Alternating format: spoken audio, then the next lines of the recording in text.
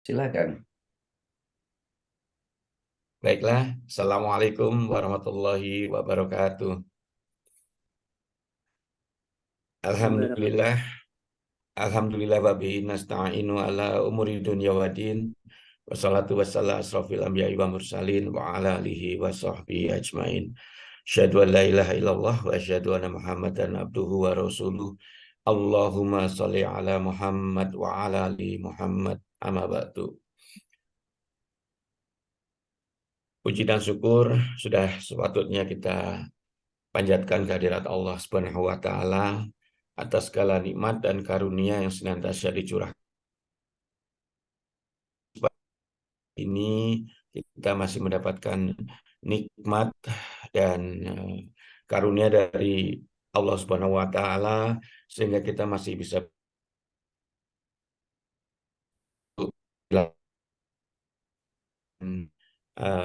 bertolabul ilmi, melanjutkan eh, kajian rutin kita tiap Rabu pagi, dan pagi hari ini kita akan membahas kelanjutan dari bahasan ayat ke-34 ayat ke-41 surat Al-Baqarah. Pandai selesai itu, Pak. Ya, 41, jadi kita 42 Ustadz hari ini. Catatan saya begitu. Ya. Baiklah, karena sekarang sudah 05.38, waktu dan taklim sepenuhnya saya serahkan kepada Ustadz. Tafadhol Ustadz. Baik. Bismillahirrahmanirrahim. Assalamualaikum warahmatullahi wabarakatuh. Innal hamdalillah nahmaduhu wa nasta'inuhu wa nastaghfiruh. Wa na'udzu billahi min sururi anfusina wa sayyiati a'malina. May yahdihillahu fala mudilla lahu wa may yudlilhu fala hadiya lahu. Asyhadu an la ilaha illallah wahdahu la syarika lah wa asyhadu anna Muhammadan abduhu wa rasuluhu la nabiyya wa la rasula ba'da wa ba'd. Alhamdulillah, puji syukur pada Allah karena sungguh atas nikmat, izin serta karunia-Nya pada pagi ini Allah masih memberikan kita nikmat iman Islam, kesehatan, sehingga kita bisa bersama-sama dalam kajian ini. Salawat dan salam semoga senantiasa tercurah kepada Rasulullah SAW, pada keluarganya, sahabat-sahabatnya, pengikut-pengikutnya, dan tentu kita semua yang mengikutinya. Sahabat-sahabat Agatis yang semoga Allah senantiasa merahmati. Mari kita teruskan kaji kita pada surat Al-Baqarah ayat ke-42. A'udzu billahi minasyaitonir rajim. Wala talbisul haqqa bil batil wa taktumul haqqa wa antum ta'lamun. La talbisul haqqa bil batil wa taktumul haqqa wa antum ta'lamun. Wala, dan janganlah, talbisu, ya, talbisu, kamu mencampur adukkan, al-haq, tentang yang hak, bil batil, dengan yang batil. Wa taktumu, dan kau sembunyikan, al-haq, yang benar, wa antum ta'lamun, padahal kalian mengetahuinya, kata Allah. Jadi jangan mencampur adukkan yang hak dan yang batil, dan jangan sembunyikan kebenaran padahal engkau mengetahui. Mari pelan-pelan kita pahami. Ayat ini ya dijelaskan bahwa ini pendapat Allah melarang orang Yahudi dulu, ya, kebiasaan mereka mencampur adukan yang hak dan yang batil, ya. Jadi orang-orang Yahudi dahulu itu kebiasaannya suka mencampur aduk yang hak dan yang batil. Oleh karenanya Allah melarang mencampur aduk yang hak dan yang batil. Tentu ini juga buat kita umat Islam. Ketika kita mau tahu mana hak mana batil, ya Quran, kan gitu ya. Quran itu sebagai pembeda yang hak dan yang batil. Coba dibuka dulu Al-Quran surat Al-Baqarah ayat 185. Syahru Ramadan alladzi unzila fihi al-Quran hudan linnasi wa bayyinatin minal huda wal furqan. Silakan.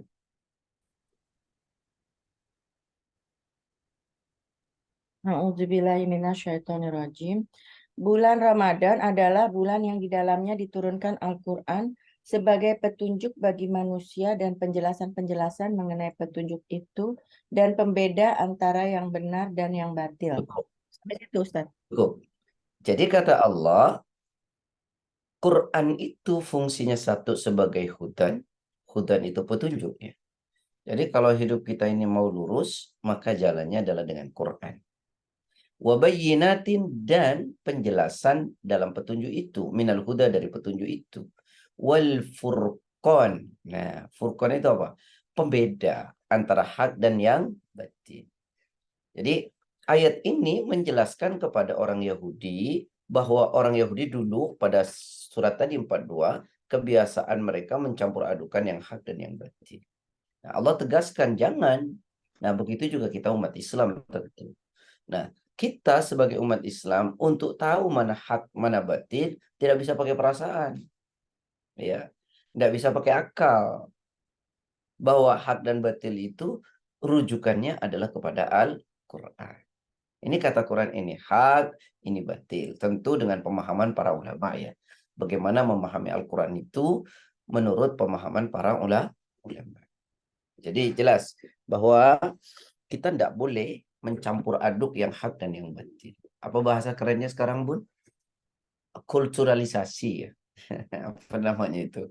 Mencampur adukkan budaya kadang-kadang dengan agama. Sehingga kita agak sulit tuh membedakan mana yang agama, mana yang budaya, gitu kan? Nah, ini karena ada asimilasi, apa, pencampur adukan antara agama dengan budaya, sehingga kemudian kita menjadi sulit membedakan mana yang budaya, mana yang agama.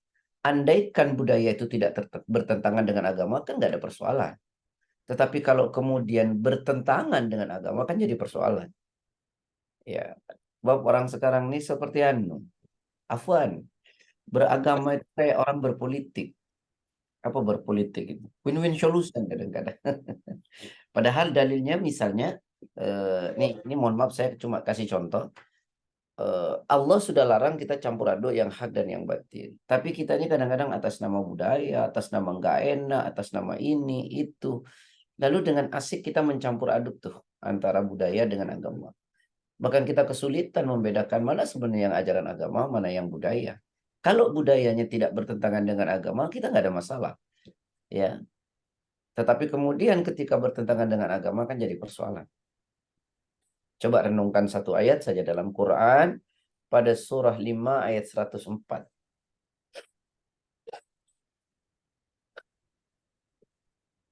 Wa idza qila lahum ta'alu ila ma anzalallah wa ila ar-rasuli qalu hasbuna ma wajadna alaihi aba'ana awalau kana aba'uhum la ya'lamuna syai'aw wa la yahtadun.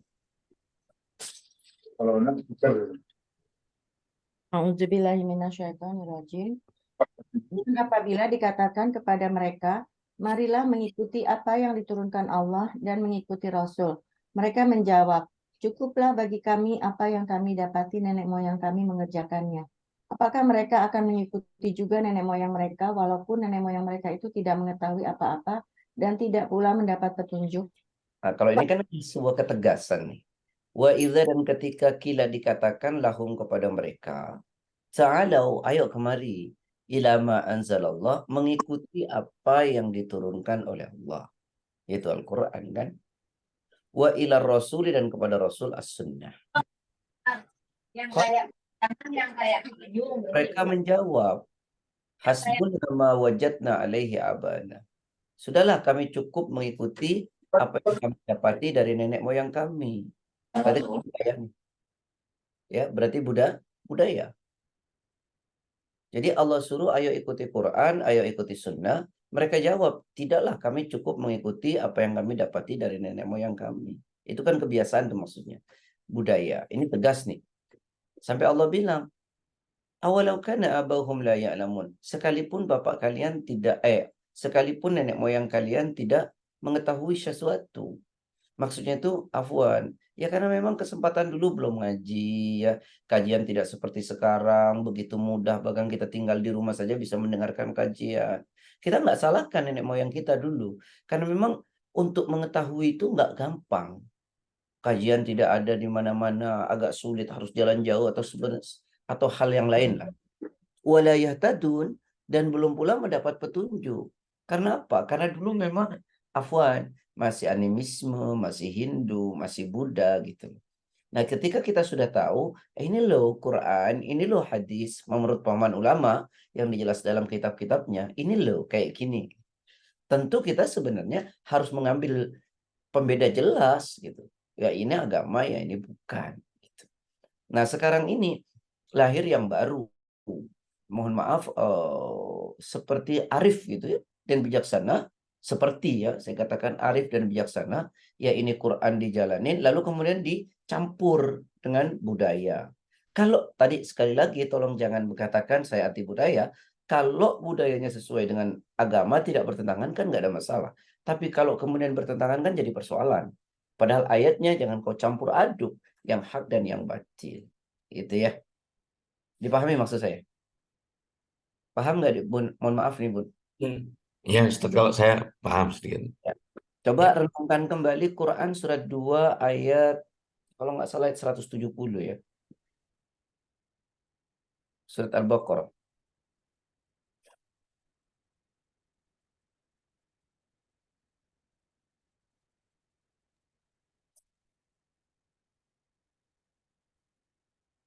A'udzu billahi minasyaitonir rajim.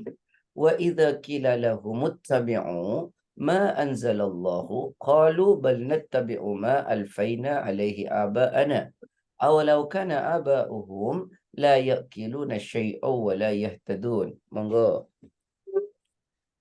A'udzubillahiminasyaitonirrajim. Dan apabila dikatakan kepada mereka, ikutilah apa yang telah diturunkan Allah. Mereka menjawab, tidak. Kami mengikuti apa yang kami dapati pada nenek moyang kami melakukannya. Padahal nenek moyang mereka itu tidak mengetahui apapun dan tidak mendapat petunjuk.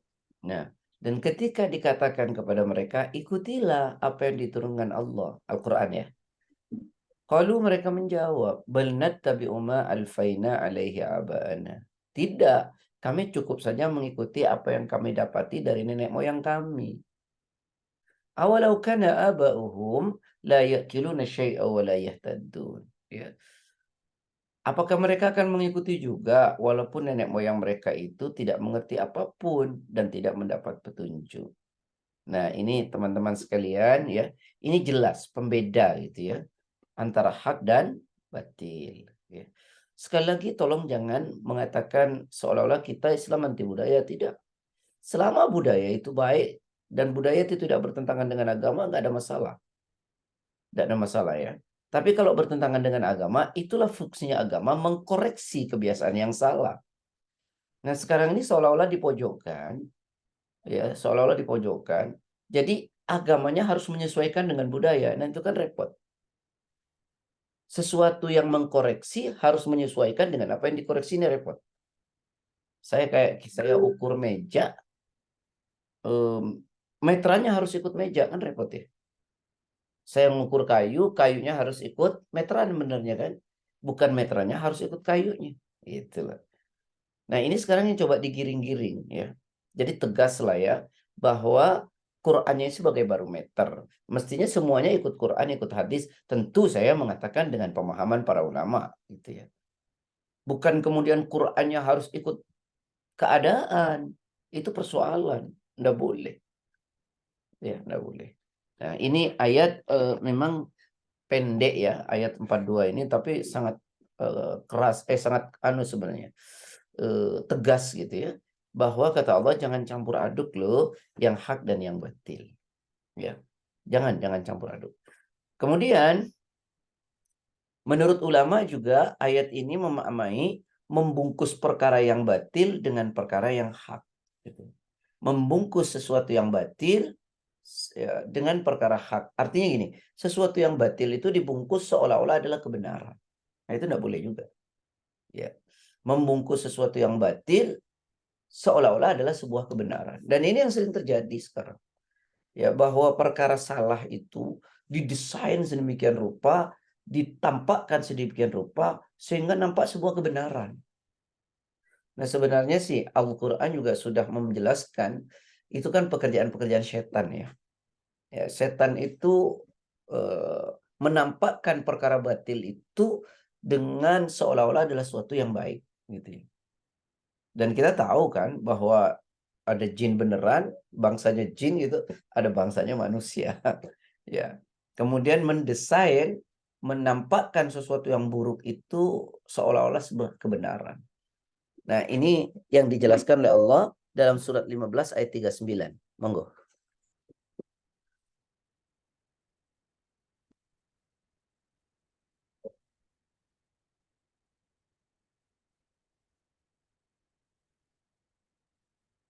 Silakan. Qala rabbi bima aghwaytani la uzayyinanna lahum fil ardi wa la ughwiyannahum ajma'in.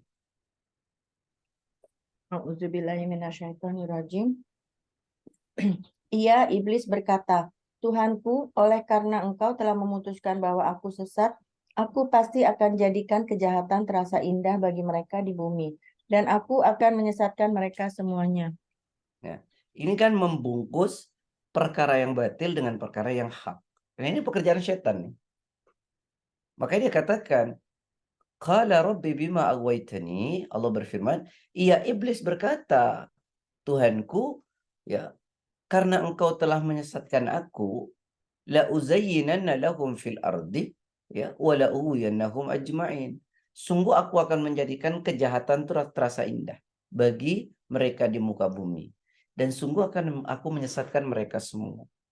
Jadi menampakkan sesuatu yang batil ya seperti sesuatu yang hak gitu. Jadi desain sedemikian rupa. Jadi perkara batil itu sekarang ditampakkan seperti perkara yang benar. Karena didesain. Saya teringat sahabat Ali ya, dalam sebuah riwayat, beliau tuh mengatakan begini, Al-haqqu bila nizamin yaghlibul batil bin nizam. Sesuatu yang baik itu, jika tidak termanage dengan baik, kalah dengan kebatilan tapi termanage. Ya, kalau kebatilan ini dimanage dengan baik, terus-menerus disampaikan, dihajar terus gitu ya. Akhirnya kebatilan itu nampak sebuah kebenaran. Ya. Ya, coba lihatlah proses di hidup yang tidak beragama ya misalnya. Homoseks gitu kan. Itu kan sesuatu yang batil. Tapi ditampakkan dengan sesuatu yang baik dengan mengatakan hak asasi gitu ya. Kodrati. Nah, ini kan sesuatu yang batil ditampakkan dengan sesuatu yang baik. Ya. Kan gitu ya.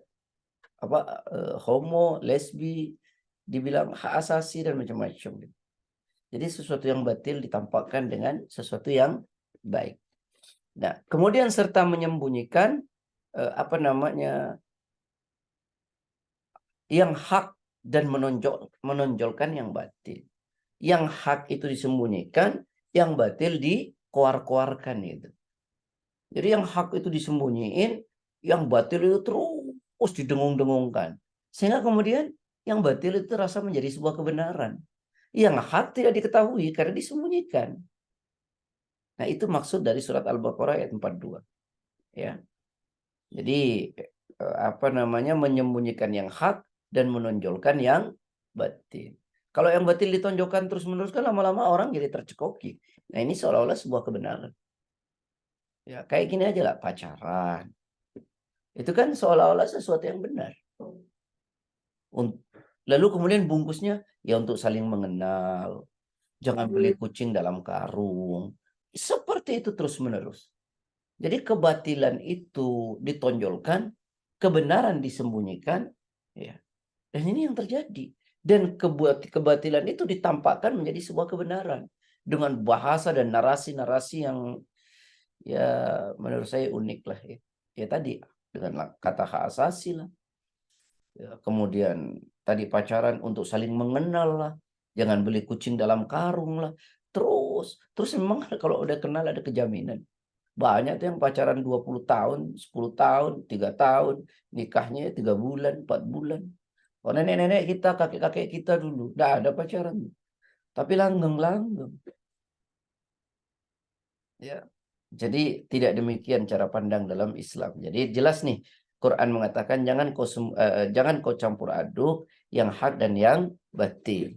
Dan jangan kau sembunyikan kebenaran padahal kau mengetahui. Ya. Nah, kembali menurut Qatadah dari ayat ini bahwa jangan kalian campur adukan yang hak dan yang batil itu, jangan campur adukan Yahudi dan Nasrani itu dengan Islam gitu. Jangan campur adukan Yahudi Nasrani dengan Islam gitu. Karena berbeda itu, berbeda ya. Walaupun tadinya semuanya agama samawi, agama wahyu, tapi karena dirubah oleh mereka, maka originalitasnya hilang. Karena itu, jangan kau samakan, jangan kau campur adukan Yahudi, Nasrani, dan Islam.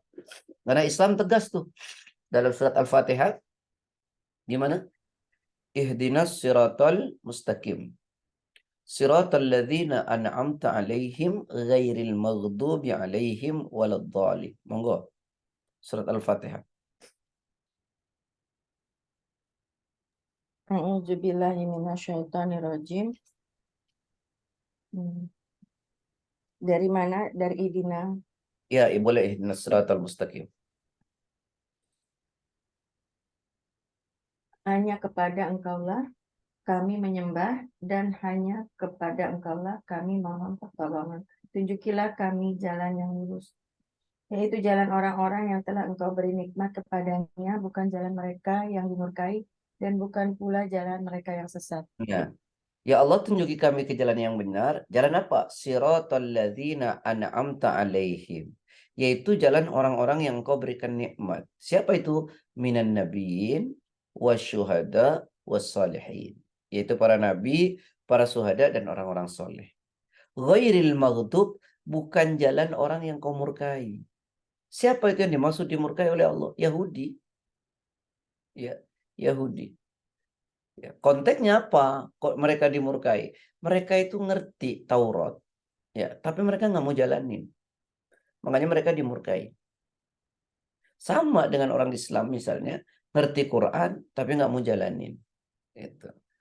Waladhdallin, dan jangan kau tunjukin kami seperti orang-orang yang sesat. Siapa itu? Nasoro. Karena Nasoro itu banyak beraktivitas ibadah, tapi ibadahnya tidak sesuai dengan apa yang ada dalam kitab mereka. Makanya disebut dhalin, sesat. Sama tuh, orang Islam mengada-ngada juga disebut sesat. Bid'ah. Bid'ah itu kan sesat. Gitu. Nah, Yahudi, Nasoro itu begitu. Banyak melakukan proses ibadah yang ibadahnya tidak ada dalam kitab mereka. Nah, baik ya. Jadi itu yang dimaksud. Jangan mencampur adukan. Kemudian pada ayat 42 itu di ujungnya ada kata wa taktumul haqqo wa antum ta'lamun. Apa itu? Wa taktumul haqqo wa antum ta'lamun, dan janganlah kalian sembunyikan yang hak itu. Nah, yang dimaksud apa itu? Wa taktumul haqqo wa antum ta'lamun. Janganlah kalian menyembunyikan ya yang hak ya, padahal kalian tahu. Jadi begini, menurut ulama tafsir dalam tafsir Ibnu Katsir, jangan kalian menyembunyikan apa yang ada pada kalian. Kalian itu siapa? Yahudi ya dan Nasoro. Tentang apa? Mengenai pengetahuan tentang Rasul, ya tentang Nabi Muhammad. Ya. Dan apa yang diturunkan kepadanya, ya. Sedangkan itu sudah ada dalam kitab sebelumnya tentang Rasulullah akan datang. Nah, mereka sembunyikan itu. Nah, yang dimaksud menurut ulama wa taktumul haqqa wa antum ta'lamun, jangan kau sembunyikan padahal kalian tahu, yaitu tentang akan kabar datangnya seorang rasul yang bernama Muhammad sallallahu alaihi wasallam. Itu. Jangan sembunyikan. Nah, mereka menyembunyikan itu. Mereka tidak mau. Nah, ini yang dimaksud oleh Quran ini. Jangan kau sembunyikan. Wa antum ta'lamun, sedangkan kalian mengetahui. Mengetahui itu apa ya? Mereka tahu bahwa menyembunyikan itu ya akan menyesatkan mereka dari petunjuk Allah dan menjerumuskan mereka ke dalam neraka. Mereka tahu itu. Ya, makanya jangan kau sembunyikan tentang kabar datangnya Rasulullah. Wa antum ta'lamun, padahal kalian tahu akibatnya. Karena orang akan tersesat nanti. Gitu. Ini datang loh Al-Quran. Ini datang loh Rasulullah. Mesti diberitahu, dan itu adalah petunjuk. Nah, itulah yang kemudian banyak orang buta ya. Buta terhadap kebenaran, buta terhadap jalan yang benar, karena disembunyikan dulu pada zaman Yahudi. Ya, tidak diberi kabar. Nah, sekarang juga begitu. Banyak ustadz dengan kepentingan sesuatu menyembunyikan kebenaran. Akhirnya buta di dunia orang-orang. Dan ketika kita buta di dunia, nanti di akhirat jauh lebih buta lagi tuh. Ya. Quran surat 17 ayat 72. Wa man kana fi hadhihi a'ma fahuwa fil akhirati a'ma wa adallu sabila. A'udzubillahiminasyaitonirrajim. Dan barang siapa buta hatinya di dunia ini, maka di akhirat dia akan buta dan tersesat jauh dari jalan yang benar. Nah. Wa man kana fi hadhihi a'ma, siapa yang buta hatinya di dunia ini, artinya buta ya, tidak bisa mengenal kebenaran. Wa fil akhirati fahuwa fil akhirati a'ma, dan dia di akhirat nanti jauh lebih buta. Wa adallu sabila, dan lebih tersesat jalannya. Jadi di dunia kita buta terhadap kebenaran, maka di akhirat jauh lebih buta nanti. Jauh lebih buta. Ya, jauh lebih buta. Nah, makanya ayo kita bukalah diri kita ya dengan memahami Al-Quran. Nah, makanya ketika kita ngaji itu tidak bisa nafsunya yang dikedepankan, tapi hati. Oh iya ya, kata Quran ini. Oh iya ya. Tapi kalau akal yang didahulukan, nanti kita nggak terima. Karena kita sudah menerima dogma sebelumnya. Nah, ketika apa yang disampaikan oleh kebenaran agama, Al-Quran dan Sunnah, ya dengan pemahaman ulama, kita nggak terima. Karena yang kita dahulukan adalah nafsu kita atau akal kita, bukan hati. Baik, bahkan nanti teman-teman sekalian, orang yang buta terhadap kebenaran ini, hatinya buta, nanti di alam mahsyar itu dibutakan oleh Allah. Sehingga mereka tanya, protes, ya Allah, aku dulu bisa lihat, kenapa sekarang kau butakan? Nah, kenapa mereka buta? Karena tidak menerima informasi-informasi yang benar dari Al-Quran, dari As-Sunnah, dengan pemahaman para ulama yang turunannya banyak kitab-kitab itu. Nah, ini dijelaskan dalam Quran, surat 20, ayat 125 sampai 126.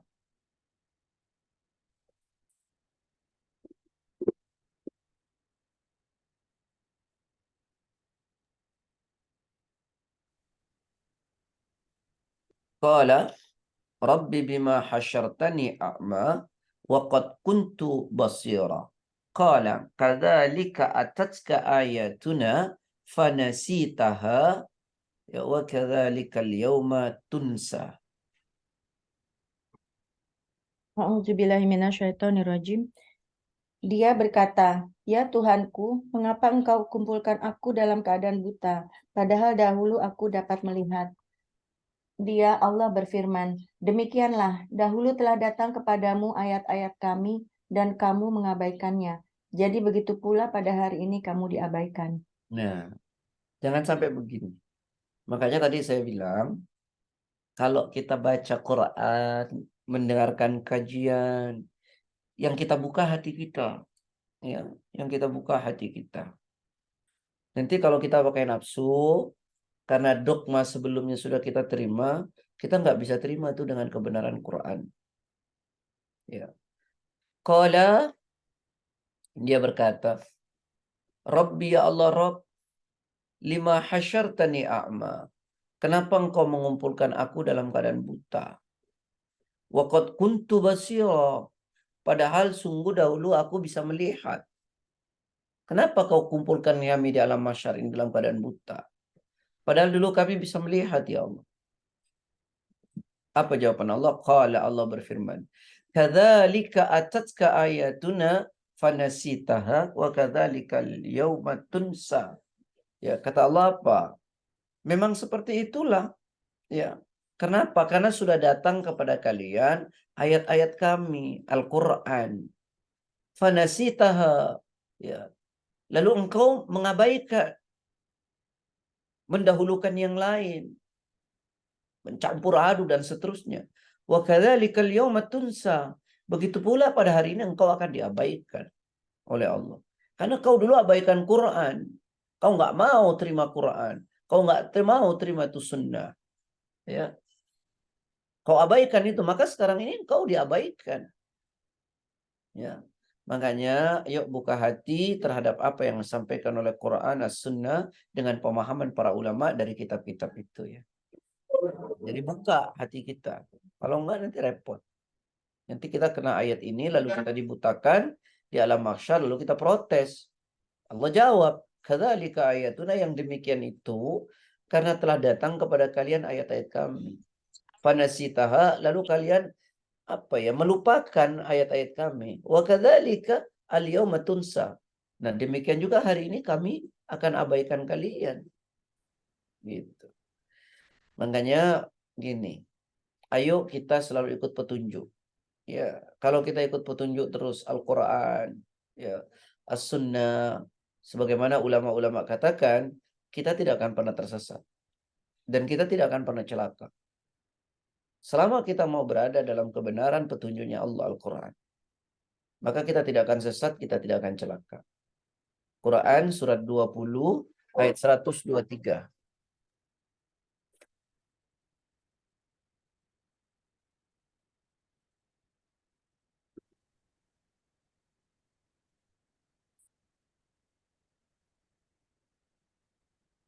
Ya, famanittaba'a hudaya fala yadillu wala yashqa. Saya baca ujungnya, silakan. Auzubillahi minasyaitonirrajim. Yang ujungnya aja, Ustaz. Ya, famanittaba'a hudaya fala yadillu wala yashqa. Jika datang kepadamu petunjuk dariku, maka ketahuilah barang siapa mengikuti petunjukku, dia tidak akan sesat dan tidak akan celaka. Ya, telah datang petunjuk Allah, Al-Quran. Ya, famanittaba'a hudaya, maka barang siapa mengikuti petunjukku, kalau kata Allah, Al-Quran, fala yadillu, maka dia tidak akan pernah tersesat. Wala yashqa, dan dia tidak akan pernah celaka. Ya sudah, ikut saja dengan Quran, dengan hadis, tentu seperti yang dipahami oleh ulama ya. Ikuti Al-Quran, ikuti hadis, maka tidak akan tersesat. Dan tidak akan celaka. Tapi kalau tidak, wah repot nanti. Ya. Bagaimana kita tidak mengikutinya, petunjuk itu, ya sudah. Hidupnya nanti sempit di akhirat, dan dikumpulkan di akhirat juga dalam keadaan buta. Ya, surat yang sama, ayat 124-nya itu. وَمَنْ أَعْرَضَ عَنْ ذِكْرِي فَإِنَّ لَهُ مَعِيشَةً ضَنْكَ وَنَحْشُرُهُ يَوْمَ الْقِيَامَةِ أَعْمَى. A'udzubillahi minasyaitonirrajim. Dan barang siapa berpaling dari peringatanku, maka sungguh dia akan menjalani kehidupan yang sempit dan kami akan mengumpulkannya pada hari kiamat dalam keadaan buta. Nah, ya. وَمَنْ أَعْرَضَ عَنْ ذِكْرِي, barang siapa berpaling dari peringatanku, peringatan Al-Quran ya, peringatan Allah, fa inna lahu ma'isyatan donka, maka sesungguhnya baginya kehidupan yang sempit. Yang dimaksud kehidupan yang sempit itu kuburnya sempit. Ya. Karena berbeda tuh orang-orang beriman nanti ketika berada di dalam kubur, kuburnya itu diluaskan sejauh mata memandang. Ya. Diberikan cahaya, dibukakan pintu ke surga, dihamparkan permadani dari surga, dipakaikan pakaian baju surga, lalu ditemani oleh amal solehnya. Sementara orang yang berpaling dari peringatan Allah, dari Al-Quran, dari agama, kehidupannya sempit. Nanti di akhirat di kuburnya itu kemudian menyempit sampai tulang belulangnya remuk. Ya, tidak ada cahaya dan seterusnya. Nah itu kenapa? Di dalam hidupnya dia berpaling dari Quran. berpaling dari kebenaran agama. Ya, maka di dalam kuburnya dia disempitkan. Kehidupannya sempit. Dan itu panjang. Menunggu sampai datangnya yaumul kiamah. Wa nasyuruhu yaumal qiyamati a'ma. Tidak cukup itu. Nanti ketika dibangkitkan pun keadaannya buta. Ya, setelah dari kubur sempit, dibangkitkan dari kuburnya dalam keadaan buta. Ya. Makanya Allah katakan, nanti orang tuh ketika dibangkitkan dari kubur, itu ada dua model. Ya, ada dua model. Ini bisa dibuka dalam Quran, surat 80 ayat 33 sampai habis. فَإِذَا جَاءَتِ الصَّاخَّةُ يَوْمَ يَفِرُّ الْمَرْءُ مِنْ أَخِيهِ وَأُمِّهِ وَأَبِيهِ وَصَاحِبَتِهِ وَبَنِيهِ لِكُلِّ امْرِئٍ مِّنْهُمْ يَوْمَئِذٍ شَأْنٌ يُغْنِيهِ وُجُوهٌ يَوْمَئِذٍ مُسْفِرَةٌ ضَاحِكَةٌ مُسْتَبْشِرَةٌ وَوُجُوهٌ يَوْمَئِذٍ عَلَيْهَا غَبَرَةٌ تَرْهَقُهَا قَتَرَةٌ أُولَئِكَ هُمُ الْكَفَرَةُ الْفَجَرَةُ. Dari ayat 33 sampai habis. A'udzubillahi minasyaitonirrajim.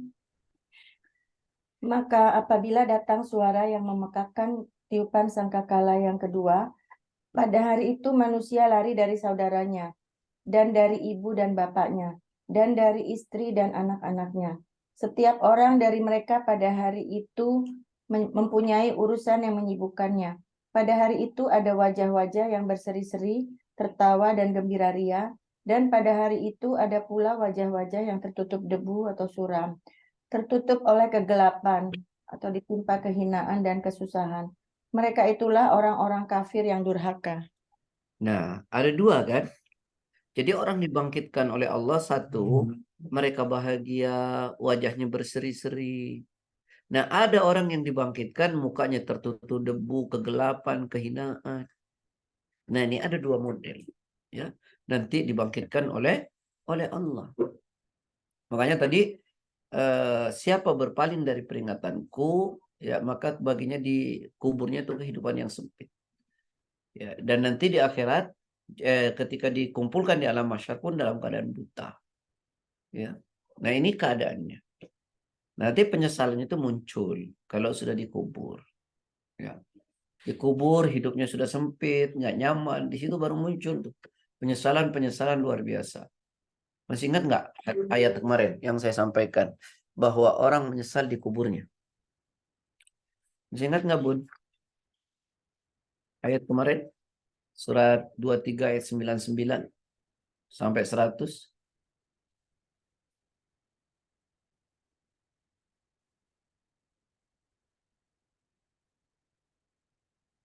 Surat 23 ayat 99 sampai 100. Itu penyesalannya kan gitu. Monggo. Bacain lagi, Ustaz. Ya. A'udzubillahi minasyaitonirrajim.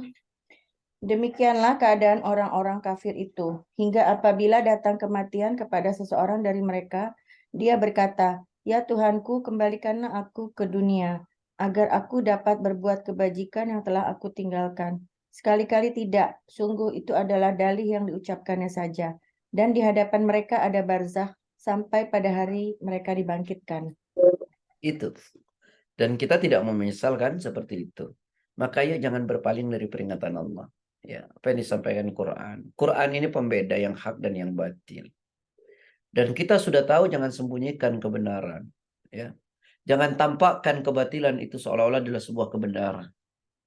Dan jangan pernah kita menyembunyikan kebenaran. Ya, padahal kita tahu. Hanya karena kepentingan-kepentingan duniawi.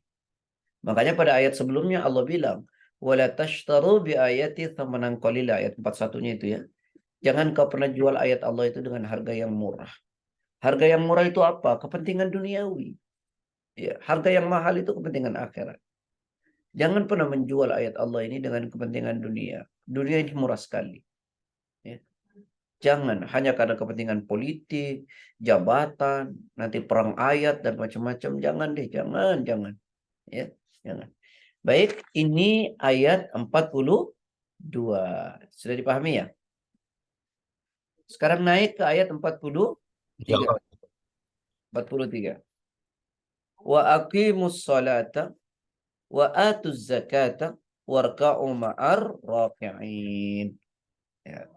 Ayat 43-nya Allah berfirman, wa aqimus salata wa atuz zakata warka'u ma'ar raki'in. Dan dirikanlah salat, tunaikanlah zakat, dan rukuklah bersama atau beserta orang-orang yang ruku. Ini penting untuk dipahami ya. Jadi seorang muslim itu punya kewajiban kepada Allah, ya, yaitu salat, zakat, dan tunduk kepada Allah Subhanahu wa taala, ya. Disuruh salat bersama Nabi Muhammad sallallahu alaihi wasallam. Makanya dikatakan salat itu adalah tiangnya agama. Siapa mendirikan salat, maka dia mendirikan agamanya. Ya, dikatakan as-salatu imaduddin. Salat itu tiangnya agama. Wa man aqamaha faqad aqamad-din. Siapa mendirikan salat, maka dia mendirikan agamanya. Wa man tarakaha faqad hadamad-din. Siapa tinggalkan salat, maka dia telah menghancurkan agamanya. Dan kata Rasulullah SAW juga, ya, awwalu ma yuhasabul abdu yaumal qiyam as-salat. Yang pertama kali nanti dihisab oleh Allah pada hari kiamat itu adalah salat. Kalau salatnya benar, benar semuanya. Kalau salatnya rusak, ya rusak semuanya. Ya, pentingnya salat. Dan salat ini luar biasa. Ya. Sampai Rasulullah SAW mengatakan ketika berpesan kepada Abi Darda, ya, la tatrukanna as-salat al-maktubah muta'ammidan. Wa man tarakaha muta'ammidan bari'at minhu dhimmah. Jangan pernah sekali-kali kalian meninggalkan sholat wajib dengan sengaja. Siapa meninggalkan sholat wajib dengan sengaja, maka Allah akan berlepas diri darinya. Jadi orang itu kalau sudah tidak sholat, tidak dijaga sama Allah. Ya, dia biarkan sama Allah. Nggak diproteksi sama Allah. Jadi kalau kita mau diproteksi sama Allah, ayo sholat. Lakukan sholat, kita akan dijaga oleh Allah. Kalau kita tidak sholat, Allah tidak akan pernah menjaga kita. Allah akan membiarkan diri kita saat kita meninggalkan salat.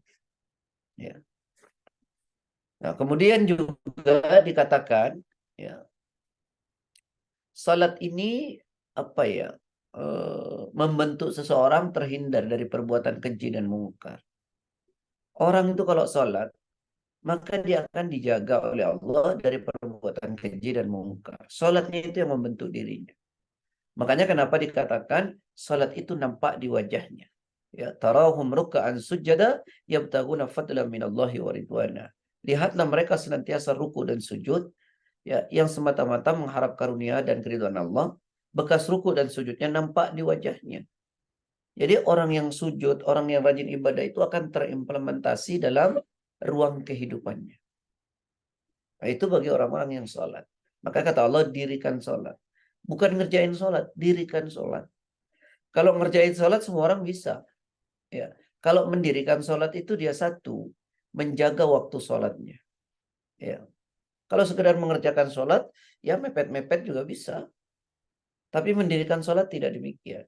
Mendirikan sholat itu satu, menjaga waktunya. Ya, waktunya itu betul-betul dijaga. Ya.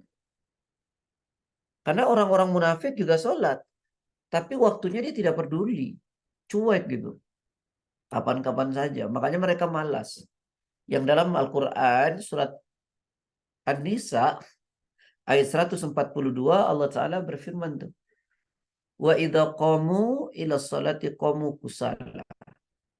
Yura'una nasa wa la yadhkuruna Allah illa qalila. Ya. Al-Baqarah An-Nisa ayat 142.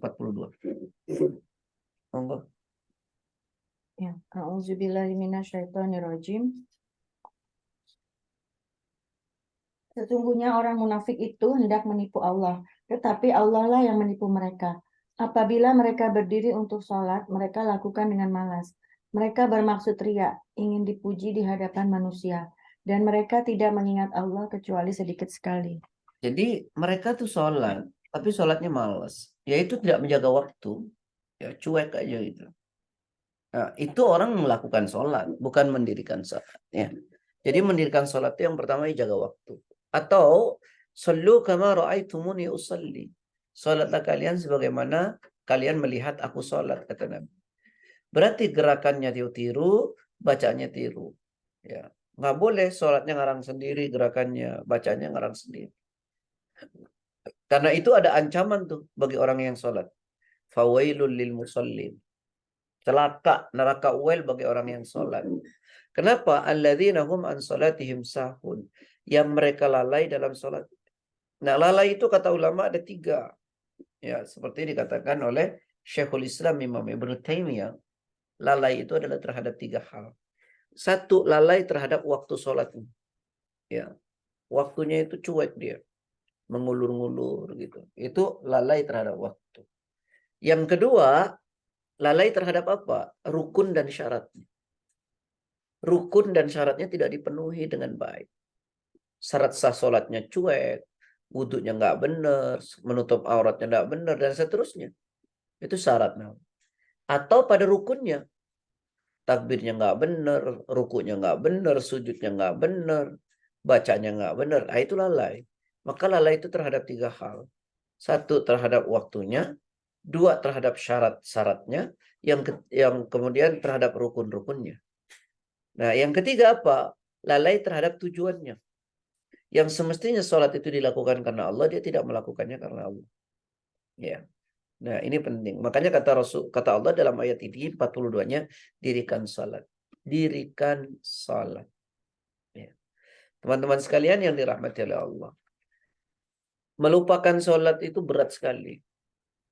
Orang zina itu bisa dimaafkan. Dia mohon ampun kepada Allah. Jadi orang zina itu kan gak pernah keluar dari Islam. Orang mencuri tidak pernah keluar dari Islam. Orang minum khamar tidak pernah keluar dari Islam. Tapi orang tidak sholat divonis keluar dari Islam. Saya ulangi ya. Orang berzina itu tidak keluar dari Islam.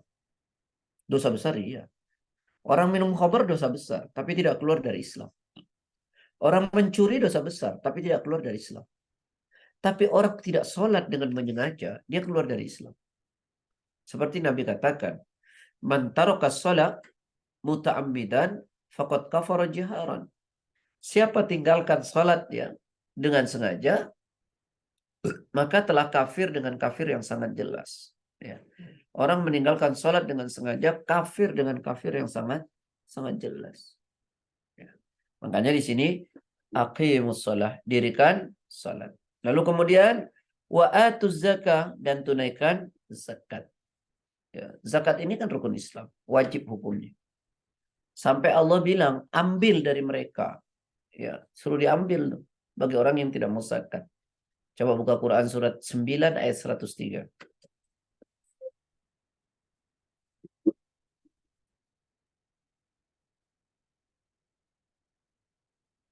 Surat 9 ayat 103. Khud min amwalihim sadaqah tutahhiruhum wa tuzakkihim. A'udzubillahiminasyaitonirrajim. Ambillah zakat dari harta mereka, guna membersihkan dan menyucikan mereka, dan berdoalah untuk mereka. Sesungguhnya doamu itu menumbuhkan ketentraman jiwa bagi mereka. Allah Maha Mendengar, Maha Mengetahui. Lihat. Ambillah zakat dari harta mereka. Jadi suruh ambil bahkan. Makanya kalau di Timur Tengah itu ada namanya Waziratul Awqaf ya. Jadi menteri zakat yang mengurusi hal-hal seperti ini dan wakaf.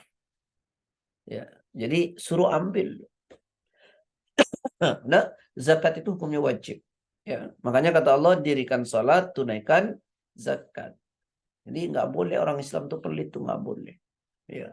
Makanya Rasulullah SAW pernah mengatakan, salasun, ada 3 hal, ya, muhlikat. 3 hal kalau kau ikuti kau akan celaka. Yang pertama adalah suhun muto, pelit diturutin aja. Pelit diturutin. Karena semuanya orang tuh punya sifat pelit. Ya, tapi dilawan gitu. Kalau dituruti ya kalian celaka. Ya. Kemudian yang kedua adalah wahawan mutaba, hawa nafsunya dituruti. Ya, pelit diikuti, hawa nafsu dituruti. Yang ketiga, wa'ijabul mar'i binafsih, bangga terhadap diri sendiri. Enggak boleh. Ya, ini celaka orang-orang seperti ini. Ya, jadi tunaikan zakat. Zakat itu hukumnya wajib. Ya. Bahkan dikatakan ya, Kata Rasulullah SAW dalam kitab Riyadhus Shalihin, hadis nomor 25, ya. Kata Rasulullah, At-tuhuru syatrul iman, alhamdulillah tamla'ul mizan, subhanallah walhamdulillah tamla'ani au tamla'u ma baina samawati wal ard, as-salatu nurun was sadaqatu burhan.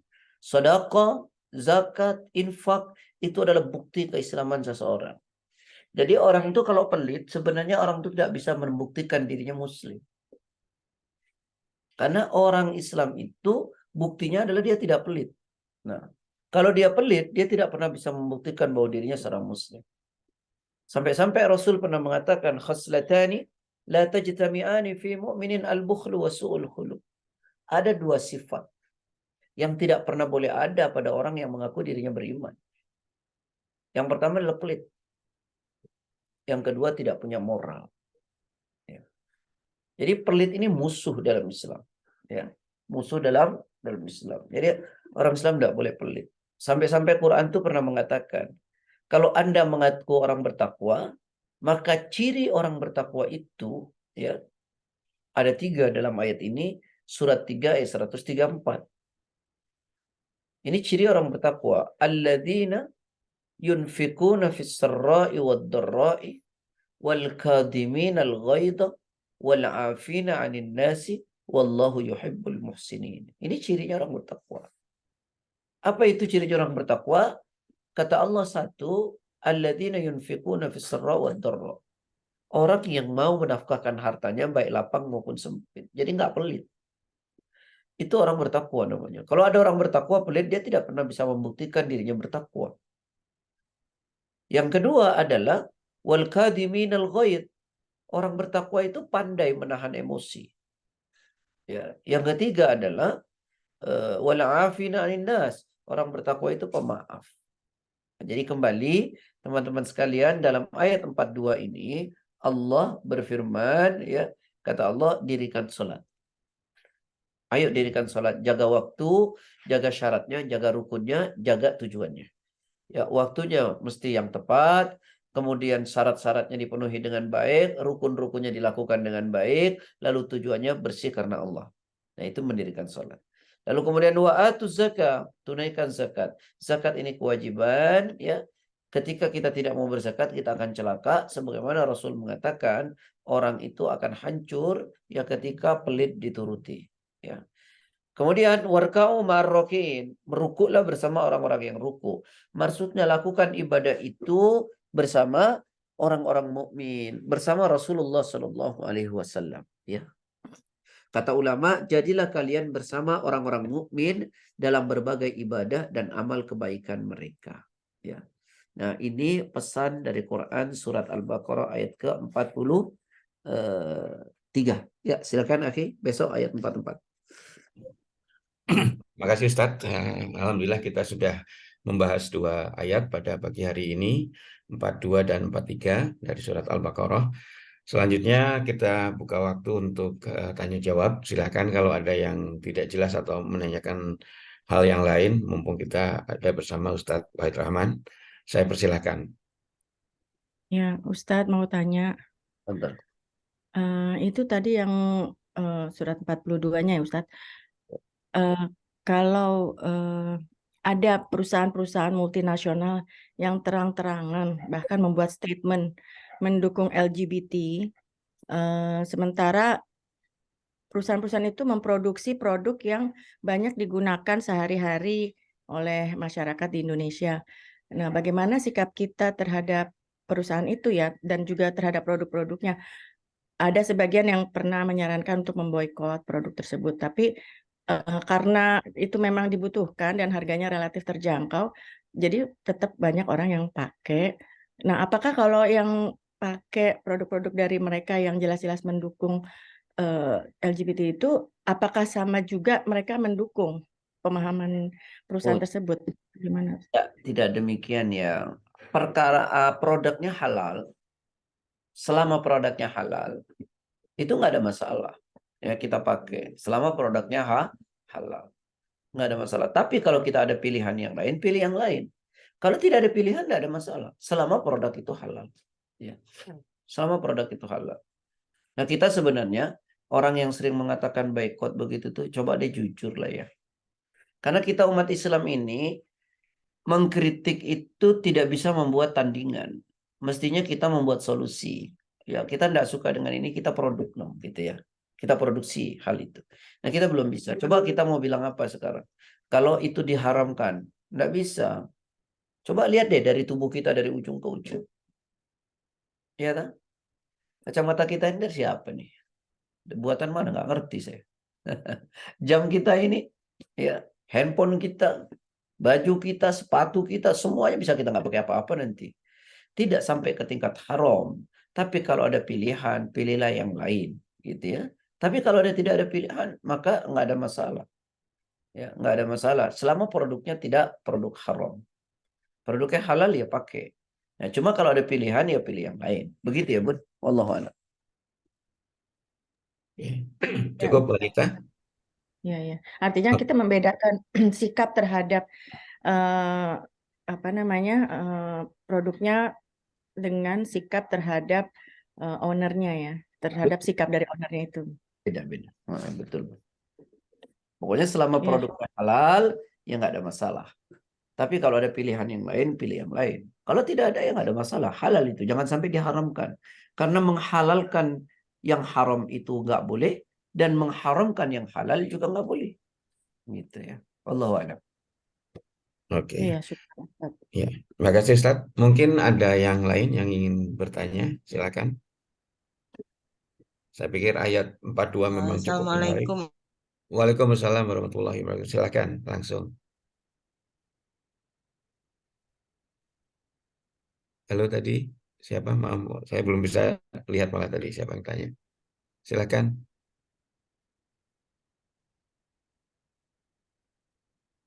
Halo. Iya, Iya. silakan. Ya, nyambung yang diutarakan sama Nita tadi tentang perusahaan besar yang mendukung LGBT. Kalau misalnya kemudian keuntungan yang didapatkannya itu dipakai untuk mendukung kampanye atau membiayai LGBT atau misalnya istilahnya kristenisasi itu bagaimana, Ustaz? Ya, ini juga kadang-kadang seperti katanya dan juga katanya ya, Bun ya. Ya, katakanlah itu terjadi, katakanlah itu benar, kan kita tidak niat untuk nyumbang itu. Saya mau niat beli barang ini karena tidak ada pilihan. Nah, kalau saya nggak beli barang ini, ya saya tidak bisa dengan begini-begini. Saya harus beli barang ini. Dan tidak ada barang yang lain. Maka itu halal selama produknya boleh. Ya, dan saya niatnya tidak ingin mendukung itu semua gitu. Tapi kalau ada pilihan yang lain, ya pilih yang lain gitu. Itu saja sebenarnya. Sederhana lah, Bun. Ya. Oke, cukup, Bu Syukur, Dia. Ustaz. Ya. Oke, mungkin ada yang di belakang, ada yang mau bertanya, silakan. Kalau terkait ini, Ustaz, saya kadang-kadang misalkan kayak di Indomaret, apa itu kan, kembalian kita ditanyakan, boleh nggak untuk nyumbang itu? Saya selalu nanya kalau misalkan itu untuk seperti yang Lions Club apa segala macam, kita keberatan untuk nyumbang gimana, Ustaz ya? Walaupun itu jumlahnya kecil lah. Nih, antum buka surat Al-Baqarah ayat 263. Perkataan maaf, ya, perkataan yang baik dan memaafkan itu jauh lebih baik daripada kita nyumbang tapi kita nggak ikhlas. Ya, ya, saya kalau ragu nggak mau nyumbang walaupun 100 saya ambil. Ya, saya ambil, ya saya taruh. Karena ta'awanu 'alal birri wat taqwa wa la ta'awanu 'alal itsmi wal udwan. Ini kan pilihan. Kamu jangan saling membantu dalam perkara yang salah. Berbantulah dalam perkara yang baik. Kalau kita tahu ini akan dibuat ini membantu, saya tidak mau membantu. Lebih baik uang itu saya buang. Ya. Atau uang itu saya taruh aja simpan gitu. Kecil-kecil itu. Daripada saya ambil andil sedikit, ya, sekecil apapun, karena itu bentuknya sudah menyumbang. Ya, menyumbang itu kan membuat andil. Nah, itu menyumbang, bergotong royong. Padahal Quran mengatakan, ta'awanu 'alal birri wat taqwa. Bergotong royonglah kalian kepada hal yang baik, takwa. Wala ta'awanu 'alal itsmi wal 'udwan. Dan janganlah kalian bergotong royong dalam dosa. Nah, kalau kita tahu itu buat dosa, buat ini, buat itu, kita nggak usah nyumbang walaupun 100 perak. Ya, beda dengan tadi akad jual beli. Itu proses saya bukan nyumbang, tapi saya akad jual beli. Kalau ini jelas nyumbang. Kalau nyumbang jangan. Kalau kita tahu itu tidak boleh, tahu kita yang disumbangkan itu buat perkara yang batil, maka kita tidak boleh nyumbang walaupun 100 perak. Karena sekecil apapun kita ambil andil itu. Nah, tapi kalau akad jual beli kan beda seperti tadi, ya. Begitu Pak Sigit. Wallahu a'lam. Baik, terima kasih Ustadz. Mungkin ada yang ingin bertanya lebih lanjut. Silakan, kita masih punya waktu cukup banyak. Sepertinya sudah tidak ada, Pak. Ini kita ke David Dori, Pak. Ya, Oke, mungkin ada yang bertanya lebih lanjut. Oke, sepertinya tidak ada yang bertanya. Mungkin Saya karena satu Mas Sigit. ya, silakan. Tadi Ustadz menyampaikan bahwa kita sangat penting mengikuti Al-Quran dan Sunnah. Jadi sepanjang umat Muslim itu mengikuti Al-Quran dan Sunnah, itu pasti akan selamat. Nah, teknisnya bagaimana tuh Ustadz? Maksudnya caranya bagaimana kita bisa mengikuti sunnah itu dengan baik gitu ya. Kan namanya sunnah atau al-hadis itu sangat beragam ya, sangat ya ribuan hadis, kemudian kita juga tidak paham yang mana yang sahih, yang mana yang bahkan yang mana yang maudhu, kita kan juga tidak tahu gitu ya.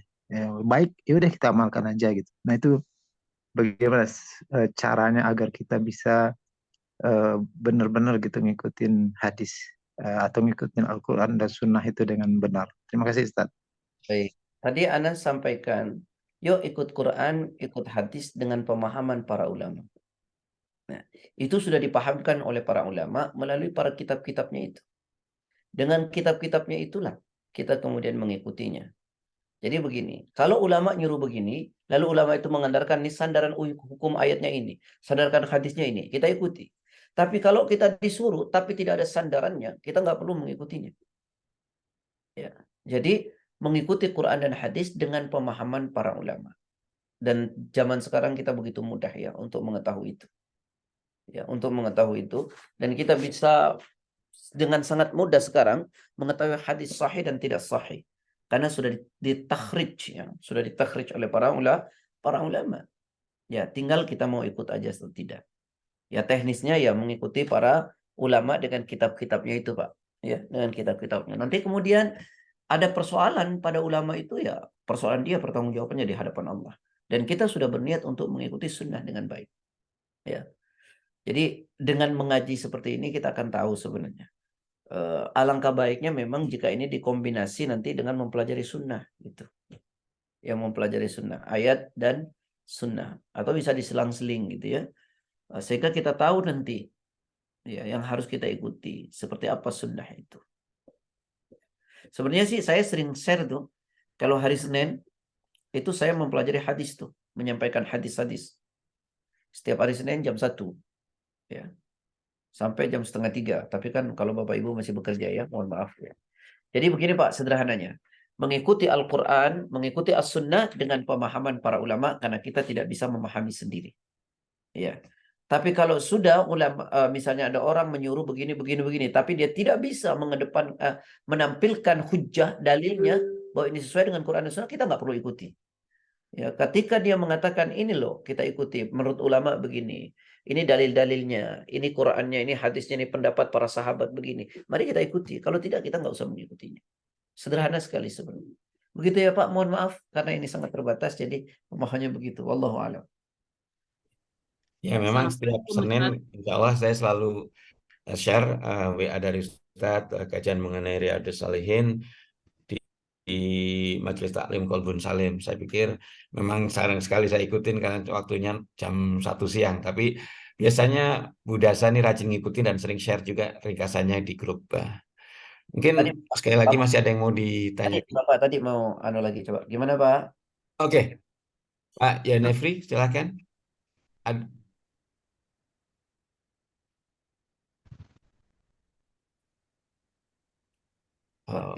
Oke, saya izin bertanya Ustadz. Betul. Assalamualaikum warahmatullahi wabarakatuh. Ya, terkait dengan tadi itu gotong royong dalam kebaikan dan takwa. jangan gotong royong dalam kebatilan. Dan dalam kehidupan kita bermuamalah saat ini sangat banyak sekali hal-hal yang sebetulnya baik, tapi di dalamnya juga banyak kebatilan. Dan bagaimana kita mensikapi ini, misalnya apakah dalam keikutsertaan, dalam kehadiran, atau juga dalam bersedekah atau menyumbang dengan kegiatan itu. Karena sangat banyak sekali. Jadi bagaimana menyikapinya, Ustaz? Karena kalau ikut dalam kegiatan takut ini batil, tapi karena bercampur-campur gitu. Bagaimana, Ustaz? Dalam bersedekah kadang-kadang takut jangan-jangan ini termasuk yang dimurkai Allah, dan ilmu kami belum sampai untuk memilahnya bagaimana sebaik itu, Ustaz.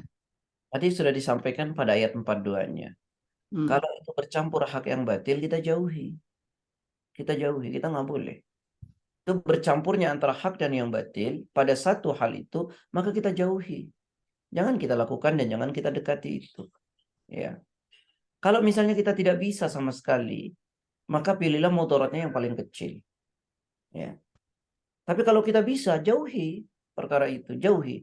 Jangan kita berada pada hal di mana antara hak dan batil itu bercampur di situ. Jangan, kita jauhi. Dalilnya tadi surat Al-Baqarah 42. Kata Allah, la talbisul haqqa bil batil. Jangan kau campur aduk yang hak dan yang batil. Bagaimana mencampur aduk yang hak dan yang batil? Kita sering tahu ya, Bun, dengan setetes air sebelanga menjadi rusak kan? Karena kebatilan tadi. Ya, maka sebisa mungkin kalau Bunda bisa jauhi, jauhi. Nah, tapi kalau Bunda ragu, tidak tahu, itu syubhat. Syubhat juga jauhi. Tapi jangan memvonis itu syubhat. Tanyakanlah kepada orang, pada ulama. Karena kata Rasulullah, kata Al-Quran, fas'alu ahlad dzikri in kuntum la ta'lamun. Tanyakan sama yang ngerti jika kamu tidak paham. Gitu, Bun, ya. Jangan menjudge sendiri, ini perkara syubhat atau tidak, perkara ini batil atau tidak. Tanyakan, apakah ini batil benar atau tidak. Klarifikasi. Jangan sampai kita menganggap itu batil, lalu kita mengatakan kepada orang lain, padahal itu tidak batil. Nanti jadi persoalan juga. Begitu ya, Bun. Wallahu a'lam. Jazakallahu khair, Ustaz. Jazakumullah khair. Oke, makasih. Ada yang masih bertanya? Kita mungkin masih punya waktu ya 5 menit, Ustaz ya. Sigit, Ya, silakan. mau minta tolong doain Dasa kecelakaan kena musibah, Ya. Ustaz. Dasanya hadir kok ini. Tapi mungkin ini masih ada di chat ada pertanyaan lanjutan dari Pak Yanefri. Jadi mengikuti pemahaman sahabat itu wajibkah, Ustaz? Coba perhatikan kata Rasulullah SAW dalam hadis, ya, dikatakan, "Wa may ya'ish min ba'di fasayara ikhtilafan katsira 'alaikum bisunnati wa sunnati khulafaur rasyidin al-mahdiyyin. Addu bin nawajid." Ini hadis Arba'in nomor ke-26.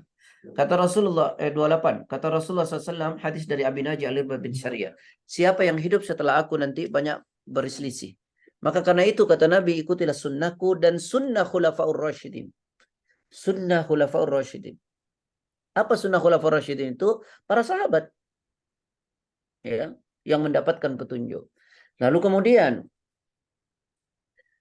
ketika Imam Syafi'i mengajar, salah satu jemaahnya bertanya, "Wahai Imam, kami tahu dalam hadis mengikuti sunnah itu, dan juga kami tahu dalam hadis mengikuti sahabat. Tapi bagaimana dalam Quran?" Lalu Imam Syafi'i membacakan Quran surat An-Nisa ayat 115. "Wa may yushakkikir rasul min ba'di ma tabayyana lahumul huda wa yattabi' ghayra sabilil mu'minina nuwallihi ma tawalla wa nuslihi jahannam wa sa'at masira." Ya, siapa orang menentang Rasul setelah datang penjelasan kepada mereka dan tetap mengikuti jalan yang bukan jalannya orang-orang beriman. Kata Imam Syafi'i, bukan jalannya para sahabat. Jadi mengikuti sahabat itu niscaya selama tidak bertentangan dengan Quran dan hadis. Ya. Kalau ada katanya ini sahabat tapi bertentangan dengan Quran dan hadis, jangan. Karena saya tidak yakin juga sahabat melakukan kalau itu bertentangan dengan Quran dan hadis. Cuman kadang-kadang tidak valid itu sejarahnya. Ya, begini begitu. Nah, itu rujukannya. Sederhana. Betul. Karena siapa yang paling tahu, kata Nabi, generasi terbaik adalah generasiku. Itulah yang mampu memaparkan dan menjabarkan dalam sikap tentang Quran dan Sunnah, yaitu Nabi dan para sahabat yang ada pada zaman Nabi, karena Nabi langsung mengkoreksi langsung. Wallahu a'lam. Ya, baiklah, mungkin tadi cukup jelas untuk Pak Yanefri penjelasan dari Ustadz. Seperti yang disampaikan oleh Nita, rekan kita Dasa ada sedikit kecelakaan, bukan sedikit lah, kecelakaan tadi malam, diserang dalam tanda kutip oleh kucingnya dan harus dioperasi, Ustaz. Jadi mungkin kita bersama-sama mendoakan Dasa dan juga teman-teman yang mungkin sedang berhalangan karena sakit, sebelum kita tutup kajian kita kali ini. Silakan, Ustaz. Untuk Pak Dasa, menyayangi Ibu. Dasa. Ibu, Ustaz. Ya. Menyayangi binatang itu pahalanya besar, Bun. Karena menyayangi binatang, memberi minum saja menjadi pengantar surganya. Lalu kemudian ada cobaan ujian seperti itu menjadi penggugur dosanya ya. Dan semoga Allah memberikan kesembuhan yang tidak menimbulkan sakit kembali. Ya, semoga Allah merahmati kita semua dan Allah memberikan kesembuhan bagi teman-teman yang sakit, bagi kita semua yang sakit, semoga Allah memberi kesembuhan yang tidak menimbulkan sakit kembali. Bismillahirrahmanirrahim. Alhamdulillahirabbil alamin. Allahumma shalli wa sallim wa barik ala Muhammad wa ala ali Muhammad. Allahumma rabban nas adhibil ba's ishfina anta syafi la shifaan illa shifauka shifaan la yughadiru saqama. Rabbana atina fid dunya wa fil akhirati hasanah wa qina adzabannar walhamdulillahi rabbil alamin. Alhamdulillah. Assalamualaikum warahmatullahi wabarakatuh. Waalaikumsalam warahmatullahi wabarakatuh. Terima kasih. Ustaz. Ya. Terima kasih Ustadz atas waktu dan ilmunya yang sudah disampaikan pada kita semua pada pagi hari ini.